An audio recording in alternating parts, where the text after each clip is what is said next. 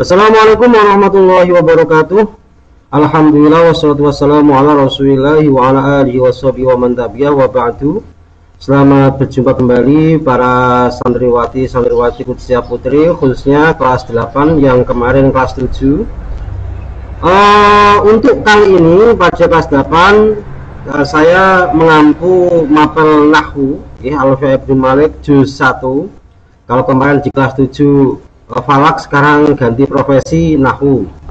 Ya masih dalam rangka tahun ajaran baru, walaupun kita masih daring. Nah, ternyata corona atau covidnya ini betah banget jadi nggak mau pulang, maunya tetap di sini.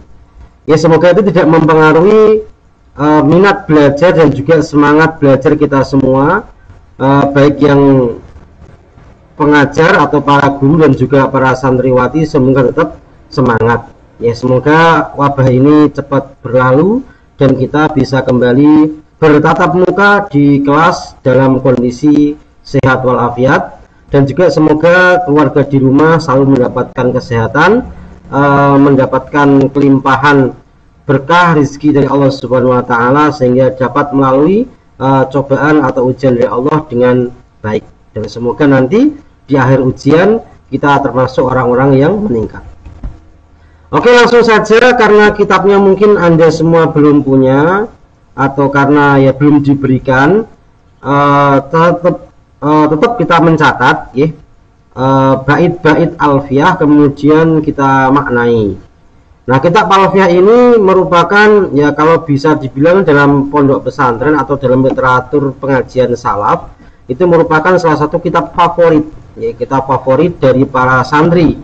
Banyak yang menghafalkan, walaupun banyak juga yang kurang memahami. Tapi semoga kita semua diberi kemudahan untuk memahami kitab ini, karena tadi itu, karena kita banyak pelajaran sehingga kadang fokus terganggu. Nah, jadi tetap fokus dan tetap semangat. Oke, kita bisa langsung mulai masuk pada muqaddimah atau bait-bait awal dari kitab Alfiah Ibnu Malik. Nah, silahkan bagi yang belum menulis untuk menulis terlebih dahulu baitnya, muqaddimah saja dulu. Jadi nanti umpamanya ada yang ketinggalan, bisa seperti biasa di play pause, diberhentikan, main lagi. Nah, untuk menambah makna atau mungkin keterangan yang belum sempat tertulis. Oke, kita mulai Bismillahirrahmanirrahim. Saya baca nadumnya, kemudian saya maknani, sampean maknani juga di bukunya, sementara di buku karena kitabnya belum. Bismillahirrahmanirrahim. Qala Muhammadun huwa ibnu Maliki Ahmadu Rabbillah khairu Maliki musalliyan ala nabiyil mustafa wa alihil mustakmilina syarafa wa asta'inullaha fi alfiyah maqasidun nahwi biha mahwiyah tuqribul aqsa bilafdin mujazi wa tabsudul badla biwa'din munjazi wa taqtadi ridan bi ghairi sukhtin fa'iqatan alfiyat ibn mu'anti wa bisabqin haizun tafdila mustawjibun sana'iyal jamila wallahu yaqdi bihi batin wafirah liwalahu fi darajatil akhirah. Untuk yang tadi bisa di skip kalau Anda ada kelamaan Pak Torik lagu baitnya. Bismillahirrahmanirrahim. Qala Muhammadun, dipersiapkan yang ketinggalan nanti bisa di play pause, bisa dimatikan, dihentikan. Aduh, ketinggalan, nanti putar balik. Bismillahirrahmanirrahim. Qala mu'allifu rahimahullah ta'ala wa nafa'ana bi wa bi'ulumi fid dharaini amin. Allahumma anfa'na bima 'allamtana wa 'allimna ma yanfa'una warzuqna ilman nafi'ah. Qala Muhammadun, qala wis dawuh, bakal dawuh sapa Muhammadun, Syekh Muhammad. Huwa utawi Syekh Muhammad Ibnu Maliki iku anak lanange Syekh Malik. Dawuhe, Ahmadu muji sapa ingsun Rabbi ing pangeran ingsun. Ahmadu muji sapa ingsun Rabbi ing pangeran ingsun Allah rupane Gusti Allah. Khairu maliki yaiku bagus-baguse zat kang ngeratoni utawa kang nguasani.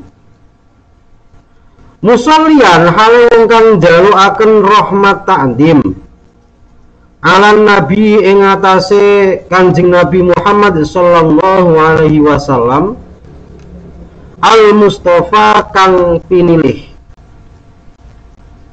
wa alihi ing atase keluargane Nabi al mustakmilina yaiku pira-pira wong kang oleh kasempurnaan utawa wong kang nyampurnaaken asyarafa ing kemuliaan.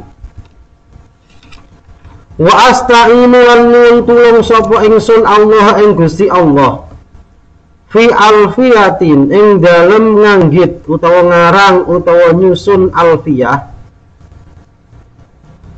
maqasidun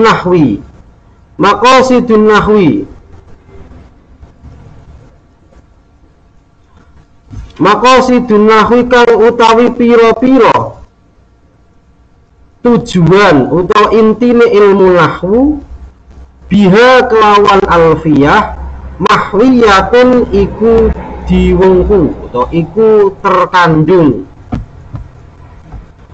tukoribu kang marekaken apa alfiyah al aqsa ing perkara kang adoh utawa pemahaman kang adoh bilafdin kelawan lafat mujazin kang ringkes wata besutulan beber atau gelar apa alfiyah al-badla ing peparing biwa'din kelawan janji munjazin kang lestari biwa'din kelawan janji munjazin kang lestari kang dituhoni kang ditepati watak tadilan natrapi apa alfiyah ridon ing rido biwiri suhtin kelawan tanpa bendu fa'iqotan hal ningguli apa alfiyah tabni mu'tin ing alfiyah ibnu mu'ti wahwa utawi ibnu mu'ti bisabkin sebab disi'i iku haizun merkoleh sapa ibnu mu'ti tafdilan ing kanugrahan mustaujibun tur iku ngehaki sapa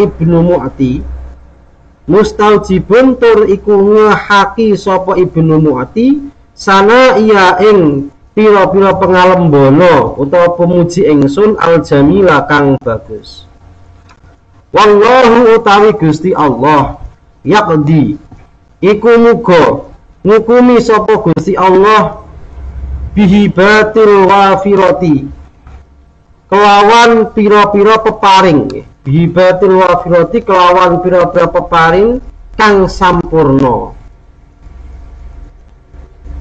li kedua ingsun walang kedua ibnu mu'ti fi darajatil akhirati ing dalem pira-pira derajat akhirat.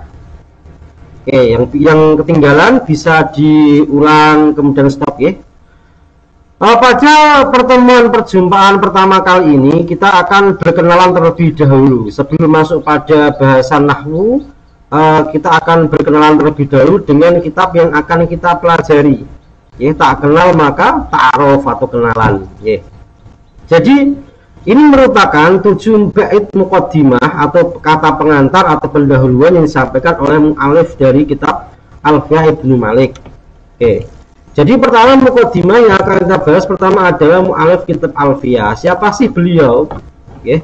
Kemudian yang kedua kisah atau cerita serba-serbi seputar kitab Alfiyah. Mungkin ada sesuatu yang seru gitu ya. Oke, kita lanjutkan. Yang pertama yaitu mu'alif kitab Alfiyah. Nama lengkap beliau adalah Abu Abdillah Muhammad Jamaluddin bin Abdullah bin Malik Al-Jayyani Al-Andalusi. Beliau lahir pada tahun 600 Hijriah, kemudian wafat pada tahun 672 Hijriah. Ya, berarti beliau ini merupakan salah satu ulama yang hidup pada masa dinasti Abbasiyah. Ya, masa pada dimana Islam itu sedang dalam puncak-puncak keilmuan. Nah, itu mu'alif kitab Alfiyah. Beliau siapa lagi? Abu Abdullah Muhammad Jamaluddin bin Abdullah. Berarti nama beliau ini Muhammad, makanya kola Muhammadun, ya, namanya adalah Muhammad. Abu Abdillah ini adalah alam kunyah atau nama lain dari beliau. Contohnya Abu Bakar itu kan juga sama alam kunyah. Jamaluddin ini adalah lakop beliau, ya, Jamaluddin. Nah, beliau ini termasuk ulama yang disegani dalam terutama dalam ilmu gramatikal atau dalam tata bahasa Arab, ya.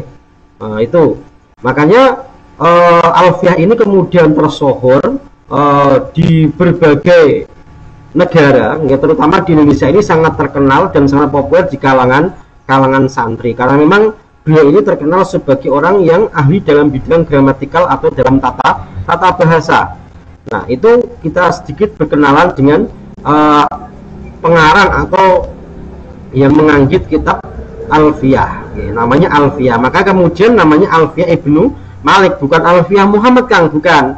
Ya, karena memang kebiasaan seperti itu. Jadi kadang ulama-ulama itu disebut dalam karangannya itu bukan nama asli beliau, tapi kalau nggak asma lakopnya, mungkin nama bapaknya atau nama kakeknya. Contohnya Imam Asy-Syafi'i, namanya kan ya Muhammad bin Idris bin Syafi'i, nah Asy-Syafi'i. Nah, ada lagi Imam An-Nawawi, bukan Syekh Nawawi Banten, bukan, Imam An-Nawawi itu juga sama seperti itu. Jadi namanya Alfiyah Ibnu Malik, bukan Alfiyah Muhammad. Sampai jangan ngarang istilah baru, ganti aja lah apa namanya Alfiyah Muhammad. Oke. Nah, kemudian kapasitas intelektual beliau tersebut dibuktikan pada bait pertama, ya. Pada bait pertama ini beliau langsung memulai dengan menggunakan kola. Nah, kalau sampai ingat dulu di kelas 7, kola ini termasuk segotnya adalah fi'il madi. Fi'il madi itu waktunya adalah pas atau sudah. Padahal ini beliau belum nulis. Nah, berarti penggunaan lafaz qala Muhammadun yang tidak lazim, ya, ini salah satu sesuatu yang nggak lazim dari Syekh Ibnu Malik. Ini menunjukkan kapasitas intelektual beliau yang luar biasa mumpuni. Sehingga walaupun belum tertulis, tapi konsep 1000 bait itu sudah tertanam, sudah tertancap dalam pemikiran beliau, sehingga ibaratnya sudah jadi. Ya, namanya juga orang cerdas seperti itu. Belum dilakukan pun sudah yakin akan berhasil. Ya harus optimis, ya harus optimis. Jangan seperti kita, ulangan belum dibagi udah pesimis. Kita harus optimis, ya. Ulangan belum dibagi udah yakin bisa lah ngerjakan soal. Nah, sehingga itu akan menjadi semangat karena orang yang optimis itu akan lebih mudah belajar daripada yang pesimis karena dia sudah siap dengan segalanya. Nah, itu makanya salah satu dari keistimewaan tadi, nah, dibuktikan dengan pendahuluan menggunakan fi'il madi, padahal belum. Makanya kalau sampai baca kitab kebanyakan yakulu roji, yakulu, ya di samping memang itu menunjukkan ketawaduan dari mu'alif, ya, tapi ini bahasa optimisme Syekh Muhammad Ibnu Malik, bahwasanya konsep sudah ada, tinggal ditulis, ibaratnya sudah jadi, tinggal menunggu waktu saja. Oke, kemudian yang kedua, kita kembali tadi kepada Syekh Ibnu Malik tadi. Nah, kemudian dari kisah seputar kitab Alfiyah, apa sih, ada cerita seru apa di balik Alfiyah Ibnu Malik? Yang pertama, bahwasanya perlu diketahui Alfiyah ini merupakan ringkasan dari kitab beliau sendiri yang bernama Al-Kafiyah Asy-Syafiyah. Al-Kafiyah Asy-Syafiyah yang berjumlah 2757 bait, kemudian diringkas menjadi 1000 bait, ya. Makanya namanya Khulasoh, ya. Khulasoh Alfiyah Ibnu Malik, karena ini kitab ini khulasoh atau ringkasan dari kitab beliau Al-Kafiyah Asy-Syafiyah. Buat kitab-kitab sendiri, diringkas sendiri. Nah, dan Alfiyah ini merupakan kitab yang paling tidak banyak sekali ulama yang mensyarahinya, bahkan dalam sebuah keterangan disebutkan hampir lebih dari 43 syarah atau 43 ulama yang mensyarahi kitab Alfiyah ini. Jadi kitab Al-Kafiyah saja ini sudah fenomenal dalam zamannya, dianggap sebagai kitab yang luar biasa. Kemudian diringkas lagi menjadi hanya 1000, baik diambil pokok-pokoknya, ya, diambil pokok-pokoknya dari 2757 menjadi 1000 bait. Nah, itu kan luar biasa. Ibaratnya Anda ngarang buku sendiri, Anda kemudian ringkas sendiri, ya. Nah, makanya untuk memahami Alfiyah ini memang memerlukan ketekunan, karena juga namanya ringkasan. Ringkasan itu merupakan intisari atau ibaratnya ya sekelumit, ya, tapi isinya banyak. Nah itu tadi ya, berarti Khulasoh Alfiyah ini merupakan ringkasan dari kitab Al-Kafiyah Asy-Syafiyah yang dulunya 2757 bait, sekarang berubah menjadi 1000 bait. Nah, kemudian cerita yang kedua, ini cerita yang kalau sering diceritakan di pesantren, ya, pertemuan unik, ya, Syekh Ibnu Malik atau Syekh Muhammad ini dengan Syekh Ibnu Mu'ti. Ya, Ibnu Mu'ti itu yang disebut di sini Fa'iqatan Alfiyata bin Mu'tin. Nah, siapa sih Ibnu Mu'ti ini? Ibnu Mu'ti ini juga salah seorang guru dari Syekh Imam Malik yang juga punya karangan namanya ya tadi Alfiyah Ibnu Mu'ti, terkenal Alfiyah Ibnu Mu'ti, punya karangan Alfiyah. Jadi kalau boleh dibilang Syekh Ibnu Malik ini terinspirasi dari guru beliau yaitu Syekh Ibnu Mu'ti. Nama lengkapnya Syekh Yahya bin Abdullah bin Abdul Nur Az-Zawawi, ya, Az-Zawawi Al-Maghribi. Nah, beliau punya karangan Alfiyah. Nah, jadi Ibnu Malik ini terinspirasi oleh Alfiyah dari Syekh Ibnu Mu'ti. Nah, apa yang menarik?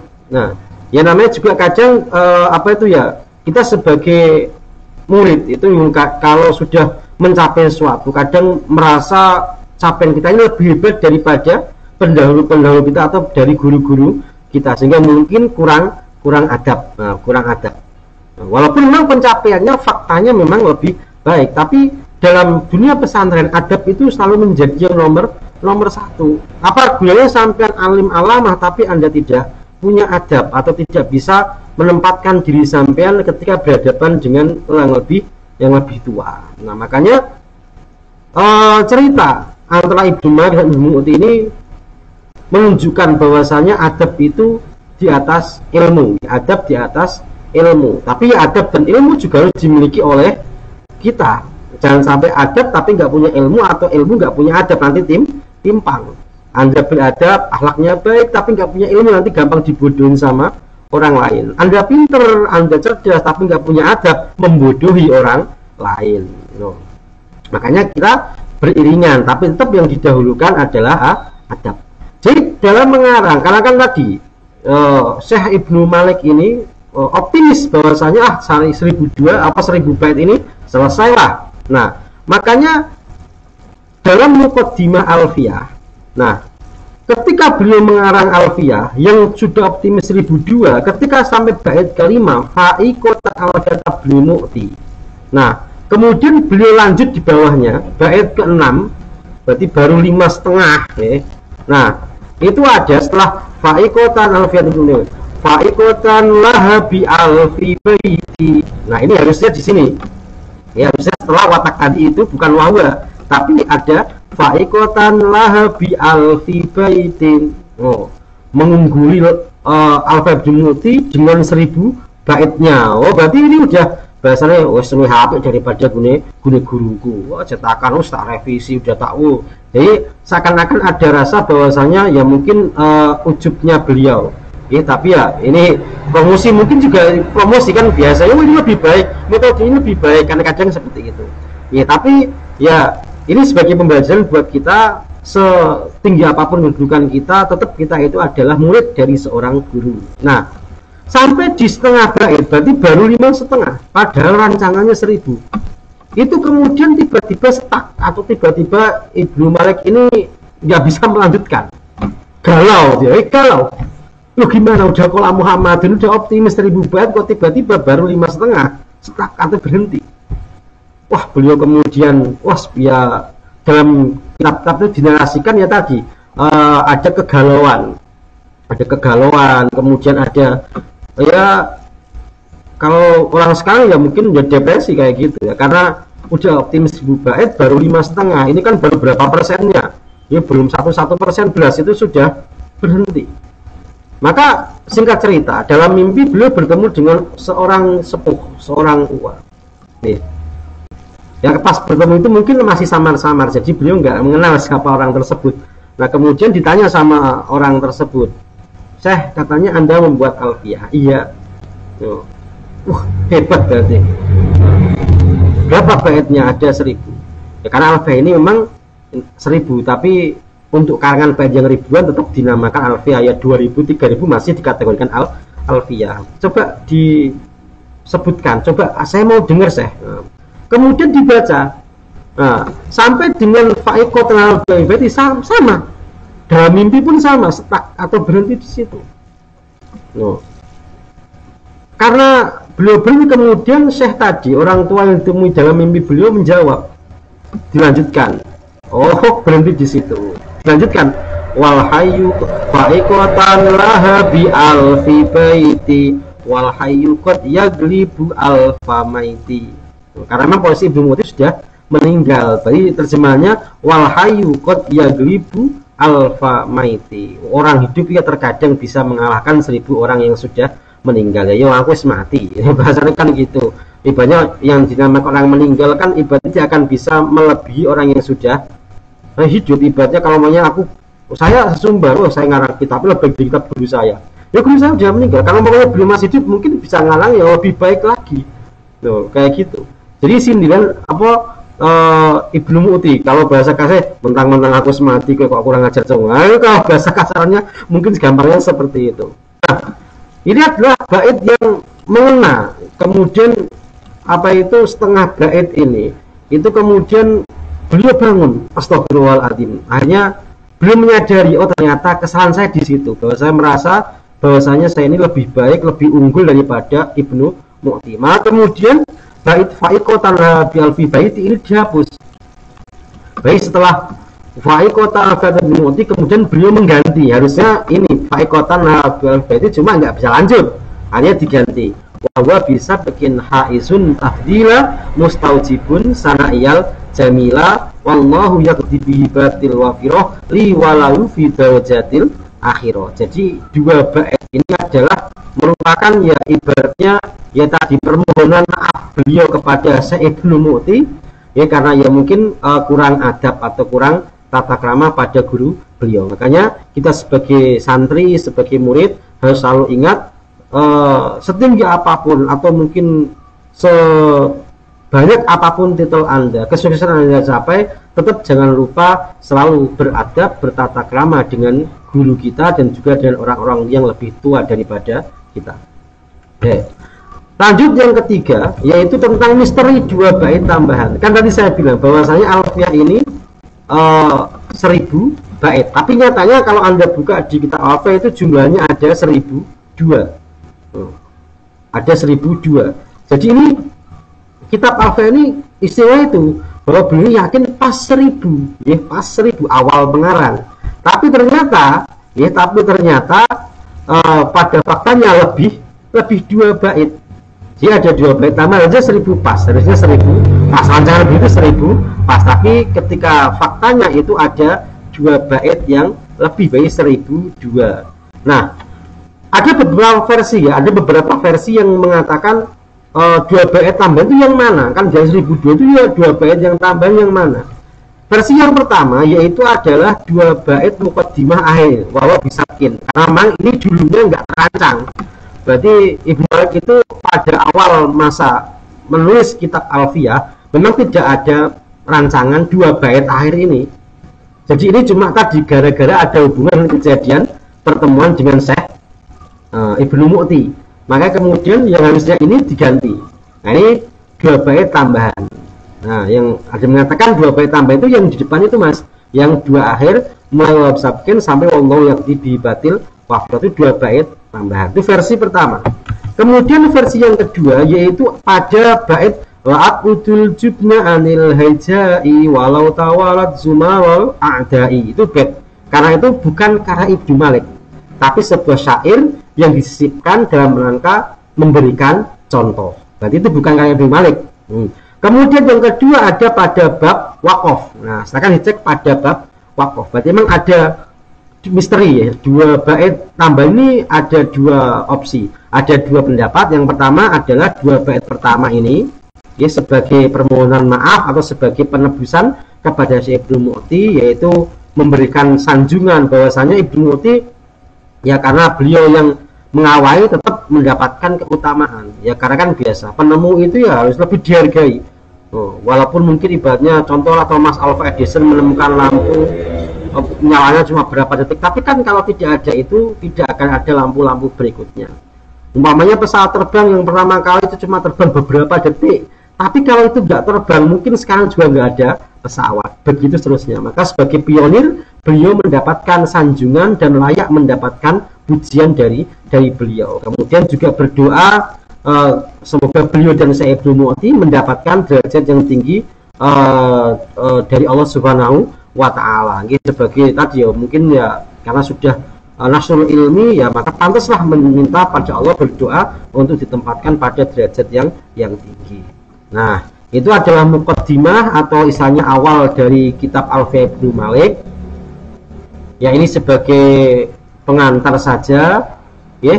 Jadi terutama untuk yang kelas kitab, walaupun Anda kemarin kelas 7 sudah menghafalkan sampai 200 bait bahkan lebih, tapi jangan lupa untuk tetap murojaah. Untuk yang kelas yang tahfidz ya, walaupun Anda tuntutannya adalah menghafalkan Al-Qur'an, programnya adalah tahfidz, tapi tetap jangan sampai melupakan mengaji nahwu. Tetap dengan semangat dan tetap fokus yang tinggi.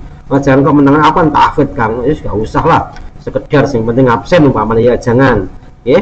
Siapa tahu justru ini yang bermanfaat nanti kedepannya untuk kita semua. Karena bagaimanapun nahwu ini adalah merupakan titik awal atau start kita dalam memahami Al-Quran dan hadis ya. Karena memahami Al-Quran dan hadis tanpa gramatikal atau tanpa ilmu tata bahasa Arab itu akan menimbulkan kesalahan yang fatal dan bisa berakibat pemahaman yang salah. Qurannya benar, pemahamannya sing salah. Dawuh Kanjeng Nabi benar, cuma pemahamannya sing salah karena tidak dibarengi dengan ilmu gramatikal Arab yang mumpuni, hanya berdasarkan terjemahan kemudian dipahami sendiri. Akhirnya tadi Quran hadisnya redaksinya benar, nah cuma pemahamannya salah. Makanya dalam kitab Amriti wa nahwu aula awalan ayyu ulama, bahwasanya nahwu itu bagi orang yang membaca Al-Quran hadis itu ya harusnya yang pertama dipelajari. Wa nahwu aula awalan ayyu ulama idil kalamu dunahu la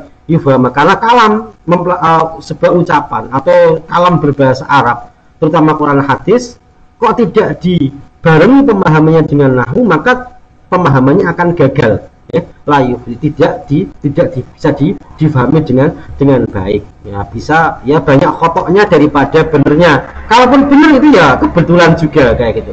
Nah, itu sebagai materi awal, semoga tetap termotivasi walaupun daring ya. Semoga daringnya juga nggak terlalu lama sehingga kita bisa berjumpa kembali pada pertemuan berikutnya di Madrasah Tercinta, di Pondok Tercinta. Sekian dulu, kurang lebihnya kalau masih ada yang kurang jelas silahkan bisa dijabri seperti biasa. Silahkan dijabri, mungkin ada makna yang kurang jelas karena mungkin saya terlalu cepat belepotan bacanya umpamanya ya, silahkan ditanyakan, nanti insya Allah akan saya jawab secepat-cepatnya, seefisien mungkin. Nah, itu saja dari saya. Tetap sehat, jaga kesehatan, terapkan protokol kesehatan, jangan melayakan kalau tidak dibutuhkan. Wallahu a'lam bishawab. Wal afu minkum. Assalamualaikum warahmatullahi wabarakatuh.